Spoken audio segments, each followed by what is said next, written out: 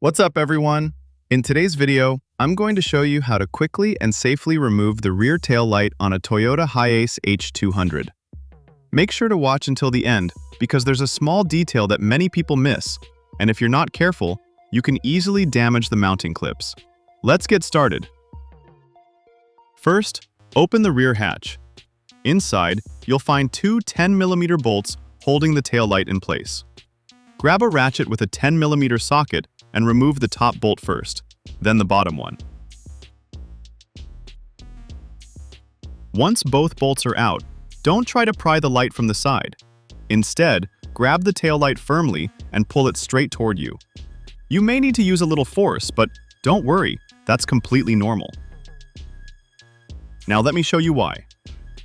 On the back side of the tail light, you'll see these guide pins and mounting clips. These are what keep the assembly securely attached to the vehicle. That's why pulling straight outward is important. Twisting or pulling at an angle can break the clips or damage the housing. When it's time to reinstall the tail light, simply align the guide pins with their mounting holes, push the light back into position, and reinstall the two 10mm bolts. And that's it. The entire process takes just a couple of minutes and requires only basic tools. If this video helped you out, give it a thumbs up and consider subscribing for more Toyota repair and maintenance tutorials. Thanks for watching, and I'll see you in the next one.